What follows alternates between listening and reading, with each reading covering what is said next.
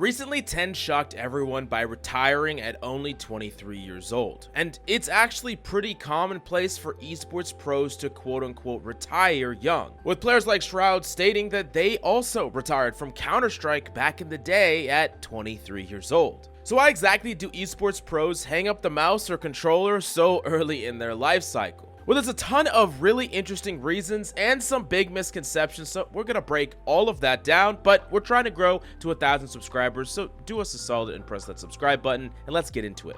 Now, the first thing that you're gonna hear often when people retire in esports is about reaction time. Oh, their reaction time couldn't keep up. Oh, their reaction time is slipping. A new, younger 16-year-old is gonna take their spot. But I really want to make it clear here, reaction time does not decay anywhere near what people think it does. Oftentimes, this argument is completely overblown, with every single scientific study stating that reaction time eventually teeters off a little later in life and very slowly, and there are lots of things that people could do to actually offset the reaction decay. I mean, we got LeBron James pushing 40 and still dominating in the NBA, or Turkish sharpshooters in their 50s that are still competing on some of the biggest stages in the world.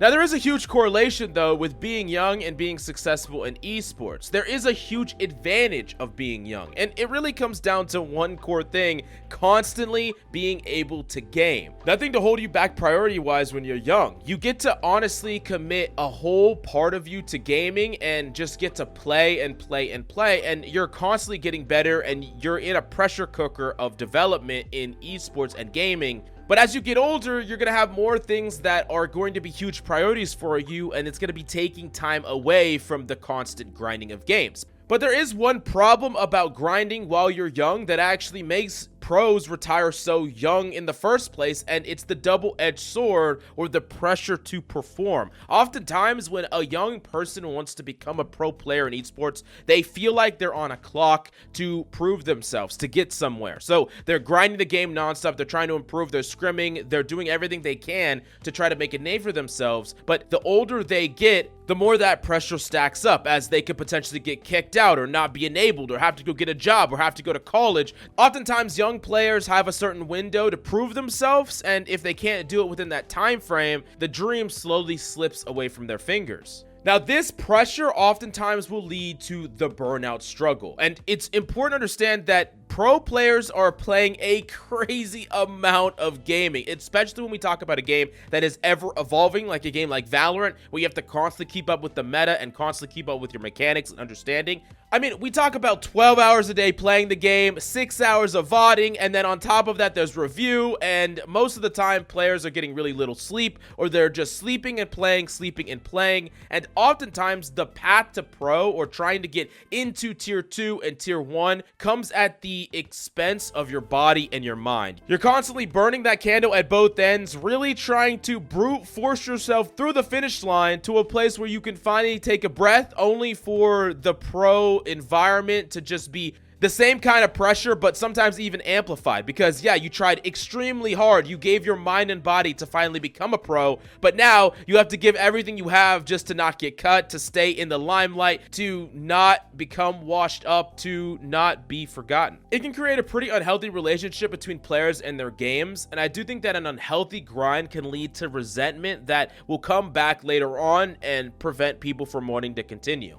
Now, importantly, Burnout is also very capable of being hit by players that don't quite make it, or maybe they're on the cusp of making it, but they just don't have it in them to continue the grind. Many tier 3 and even tier 2 players don't make it because they just lose the love for the game. They can't turn on the game anymore. They can't commit all those hours nonstop to the game. Like, have you ever played a game that you're just absolutely sick of? You don't want to turn it on anymore. You don't play it anymore. Well, imagine playing that game when you feel that way for thousands of hours on top of that. Now you already don't like it, but now you really don't like it, and you feel like if you walk away, all the effort that you spent is wasted. So there's a huge amount of sunk cost fallacy that is kind of pushing you forward, even though maybe you should have taken a step back or had a more healthy relationship with the grind in the first place. And oftentimes, even if you do make it, those feelings don't go away just because you made it. It's not like, oh, I made it, now I'm a pro, I'm gonna fall back in love with the game again and I'm just really happy to grind it again. That's not really the case, and most of the time players will still kind of resent that grind and it will come back later on and burn them out and make them want to stop before they maybe got to the end of their careers naturally. Basically, there is a certain amount of a natural drive to grind and you burn through that really quickly on the path to pro. Now, a lot of people might be wondering, though, why does normal sports not play out this way? Why is normal sports so different where people will play this for far longer? It will become a good part of their life cycle. They'll even play it well after they maybe don't go pro, or they will constantly be in the space, constantly evolve, and pro players just have much longer life cycles in the scene. So what exactly is so different about them that make it so their players don't retire nearly as much unless they get injured or something? Well, I think a really important part of this is that sports teaches you to treat the body well. Having a healthy body, a healthy mind, eating healthy, being healthy, all of these things are necessary to make your body function better. So while a lot of times esports will have people foregoing their health and their sleep and their personal relationships in life in order to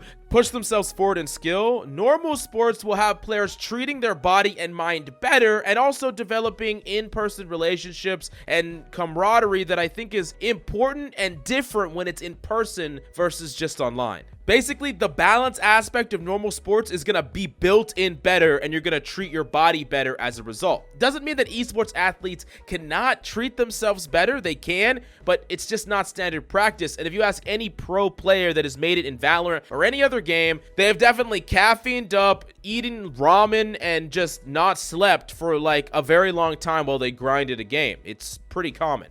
Another thing is that normal sports has a longer timeline to perform, especially because sports are introduced at a much younger age and it's integrated throughout the whole life cycle of someone. Like a kid could be 5 years old and playing basketball or soccer, and then as they age, they do it more and more, and then they can kind of slowly dip in more and more and amp it up and get better and better, and then they're hard grinding it eventually. But with esports, it's kind of a more condensed life cycle because a lot of times players will just play a game or get introduced to a game when they're like 15, and then they play it incredibly hard for 2 to 3 years while they get an opportunity to become pro, and then that window often passes. And while there are a lot more collegiate opportunities now, it's something that is still way behind traditional sports. And another thing is that traditional sports have been more accepted in society and there's better opportunities if you don't quote unquote make it. Like in the esports scene, there is a lot of opportunity, jobs, and positions, but it's like very minute compared to the vast majority of opportunities, places to perform and play when we talk about traditional sports. Now, the fifth thing is crazy important and it really allows players to quote unquote retire so early, and it's about streaming and content. Popular esports pros grow massive audiences and they can play in a flexible way. While an NBA athlete is going to also grow that massive audience, they're not going to be able to show off their skills in random places or at home. What are they going to do? Play pickup in their garage and stream it? It's not going to be the same as a streamer being able to compete on a ladder or play a multitude of games at a high level. Basically, streamers can play how they want, when they want, and they can make a lot of money off this. Oftentimes, pro players are going to make far more money chasing down the content creator and streamer path than they would ultimately continuing in the pro scene. Especially as they become more and more popular, because it doesn't really matter how popular you get, your time invested into being a pro stays the same, but your time outside of being a pro becomes far more valuable, where now you could spend an hour doing streaming or content creation, and it's worth 4, 5, 6 times as much as that hour that is being spent on a player grinding in a scrim session for a pro game. Basically, they're making well above the money that they were as a pro, and now they get to play in a far more flexible way and play other games and basically remove themselves from the grind and the burnout while giving them everything that they wanted out of gaming in the first place. Now, as pros step aside, there is new opportunity for the next generation to take their place. But I do really want to pass a question off to you. Do you think pros at the highest level retiring is good or bad for esports? Let me know your reasoning in the comments down below. But definitely check out Gosu Academy, where we run boot camps about how to get better and improve at Valorant. You can check all that information out in the description. Thank you, and we'll see you next time.